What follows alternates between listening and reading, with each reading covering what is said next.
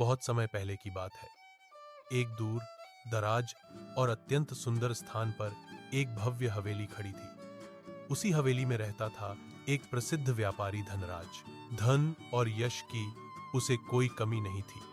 हर सुख सुविधा उसके पास थी। लेकिन कुछ समय पहले उसकी प्रिय पत्नी का देहांत हो गया था। अब धनराज के जीवन में केवल एक ही साथी बचा था, अकेलापन। वह अक्सर अपनी विशाल हवेली के कमरों में उदास बैठा रहता, दीवारों को निहारता, जैसे अपनी खोई हुई खुशियों को ढूंढ रहा हो। उसके जीवन से जैसे सारे रंग फीके पड़ चुके थे। एक संध्या का समय था। सूरज अस्त हो रहा था। चारों ओर अजीब सी शांति फैली हुई थी। व्यवसाय से थका हुआ धनराज अपने घर लौट रहा था। मार्ग सुनसान था। अचानक उसे किसी छोटे जीव के रोने की आवाज सुनाई दी। वह आवाज बहुत पीड़ादायक थी। धनराज रुक गया।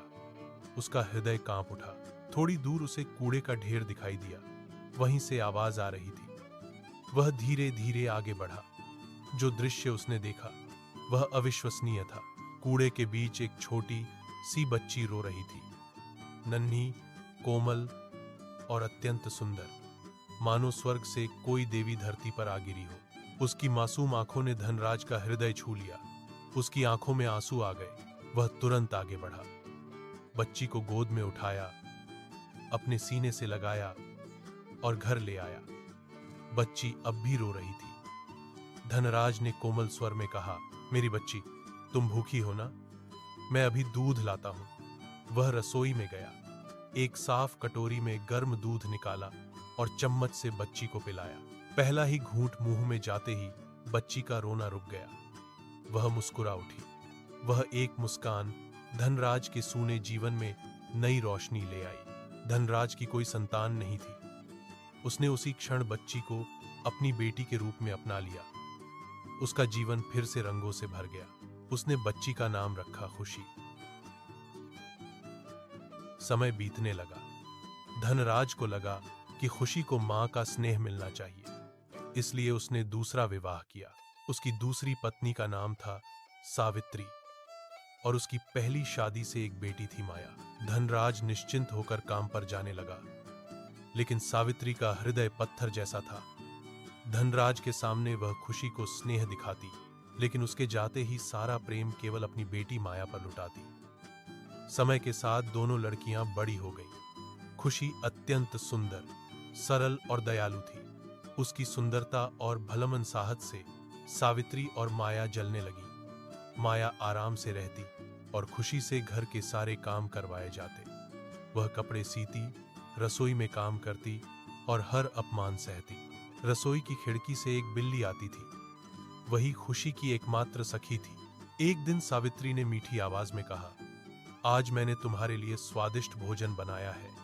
खुशी पहली बार यह स्नेह देखकर चौंक गई, लेकिन भोजन करते समय माया हंसते हुए बोली, तुम्हारी प्यारी बिल्ली अब भोजन बन चुकी है। खुशी का चम्मच गिर गया। वह फूट फूट कर रो पड़ी। अगले दिन खुशी को घास काटने भेजा गया।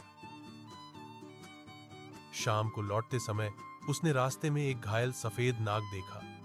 वह दयालु हृदय से उसे घर ले आई और अपने कमरे में उसका उपचार किया, दूध पिलाया, कहानियां सुनाई।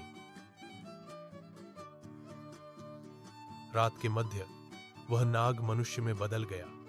वह था नागराज।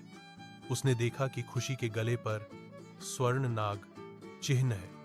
वह समझ गया, खुशी असल में नाग कन्या थी, जिसे उसकी मां ने मानव रूप दिया था ताकि वह सुरक्षित रहे। सावित्री और माया ने खुशी के लिए विष मिला भोजन रखा, लेकिन अनजाने में धनराज ने वही भोजन खा लिया। वह खुशी की गोद में प्राण त्याग गया। सावित्री खुशी को मारने दौड़ी। उसी क्षण नागराज प्रकट हुआ। उसने धरती में नागों से भरा गड्ढा बना दिया। सावित्री और माया उसमें गिर गई। नागराज ने कहा, अब तुम 18 वर्ष की हो चुकी हो। तुम अपनी वास्तविक शक्ति प्राप्त कर चुकी हो। वह खुशी को नागलोक ले गया। वहां उनका भव्य विवाह हुआ और वे नागराज और नागरानी बनकर सदैव सुख से रहने लगे। इस कहानी से हमें यह सीख मिलती है कि करुणा कभी व्यर्थ नहीं जाती। जो दया करता है वही सच्चा विजेता होता है।